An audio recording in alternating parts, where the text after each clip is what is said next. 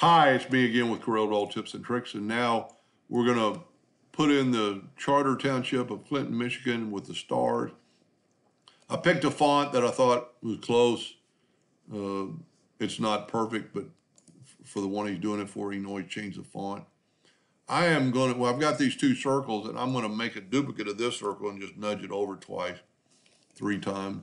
Then I'm going to take this top part and go to text a path and put it on this path.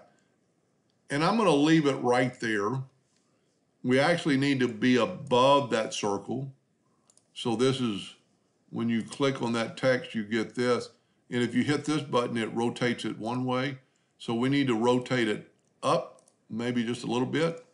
And before I do anything else, I'm going to select it and see what it looks like on our other circles. That looks pretty good. So let's nudge it. Sorry about that. I'm going to hit the F4 key and bring everything back in. I'm just going to back up here.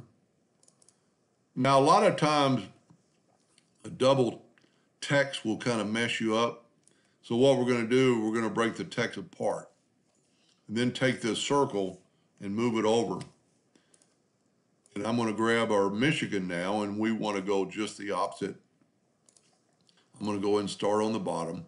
I never have liked text to path on the bottom, but we'll try to get it to work. Text to path and put it here. That's about the same distance we were off. I got the red line, so it's in the center. Then I'm going to mirror it twice. But then up here, we're going to bring it and see it's going to spin it around, but we can always spin it back. And it doesn't look too bad. Try to get like in the center, and we could bring in an indexing line and have it pop to the center of the circle. Let's zoom in here a little bit. You could spend a lot of time getting this more in the center or perfect and actually spreading out the letters, and I think that's pretty good. We could take the shape tool and do a lot with it, space it out a little bit, still click on it and still change the rotation of it to the center. Try to get that X into the center of our bar. And you can see we're not quite there, so let's just rotate it manually. Now, here's a good lesson. There's 628 and 678. Let's go 6.058. See how I hit it right in the middle? Now we're going to break this text apart. Sometimes you have to select both items. And you know what? I think I saw something move, so I'm going to back up to make sure I didn't do anything wrong. Select both object, break the text apart. Then we can nudge the word Michigan over to other words, and that looks pretty good. Let's nudge them both over to our circle, even though they're not committed.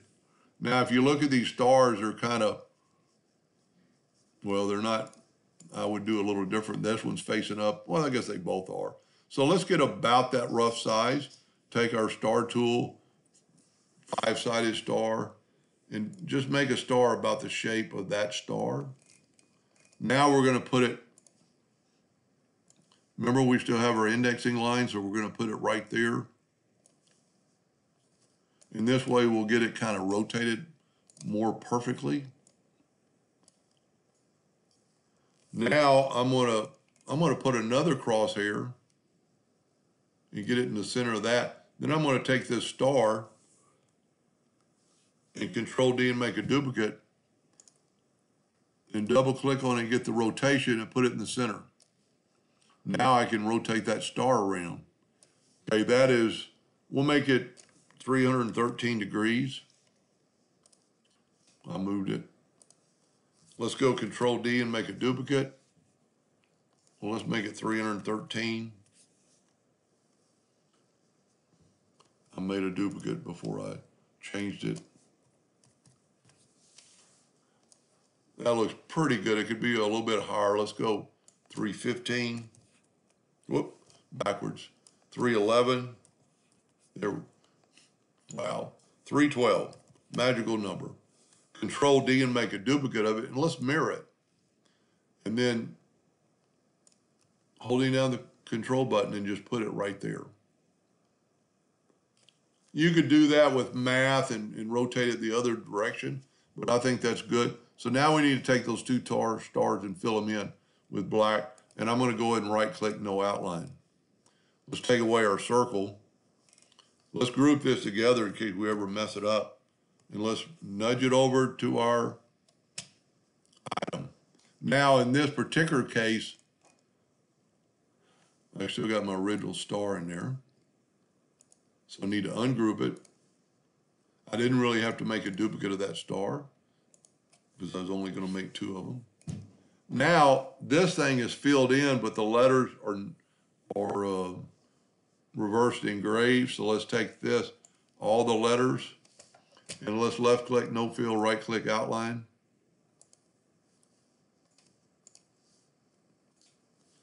There we go.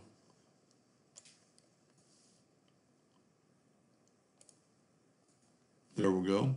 Now we need to, this is a little bit time consuming here, but it's really well worth it.